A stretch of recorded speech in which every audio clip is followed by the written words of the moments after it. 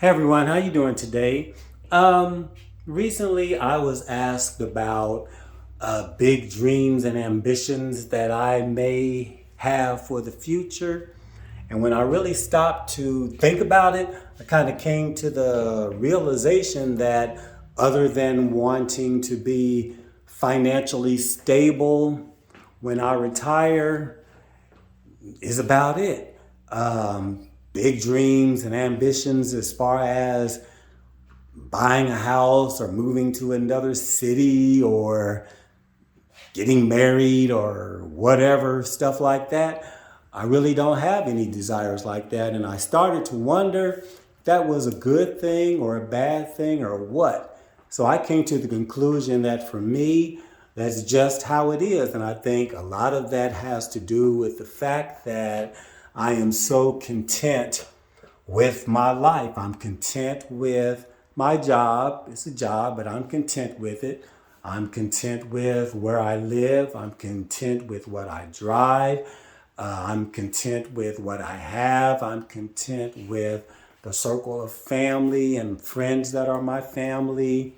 I'm content with that. It's not like I have a big desire to expand on any of that.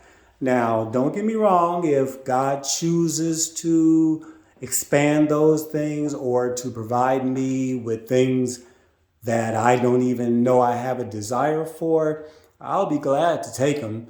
But my mindset right now is I'm not striving for something to fulfill something that I feel is lacking in my life.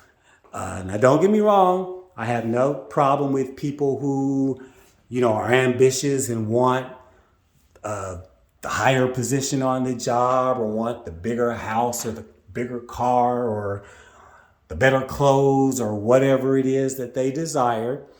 But I wonder if some of those desires are stemming from lack of satisfaction for what they do have. Because my feeling is, for me, I try to constantly live in a state of gratefulness and gratitude for what I do have because I realize I don't have to have the things that I do have, but what I do have fulfills my needs and most of my wants and the few desires that I do have.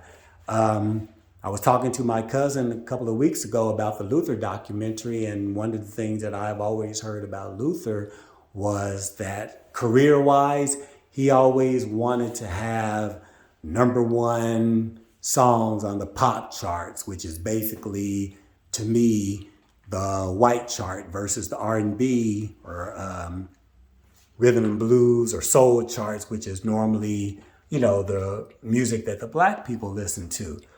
And of course, all of Luther's songs were really favorites of black people, played on black radio stations, and most black people know Luther songs. And if you just say Luther to an average black person, they automatically know who you're talking about. Now, don't get me wrong, there's probably some white people also who know who Luther is, but I think for the most part, I don't think they do. My understanding is he wanted the type of crossover success that maybe like Michael Jackson and Whitney Houston had and all of that, which there's nothing wrong with having those ambitions.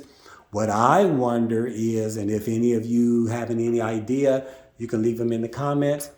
I just hope that even though he wanted that crossover, that he was appreciative of the success and the fans that he did have, who are probably 95 to 98% black. So like for me, I live in a constant state of gratefulness for what I do have.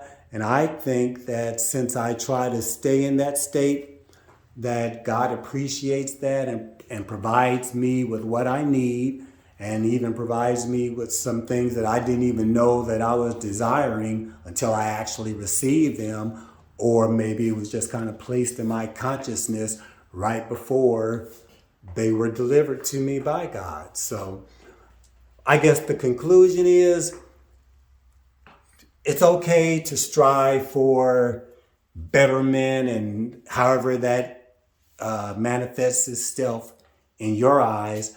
But, appreciate what God has given you, because you don't have to have what you do have. And as long as you're appreciative, I think you'll be good. Anyway, that's it for now. Thanks for listening. Have a wonderful, blessed day. Talk to you again soon. Bye.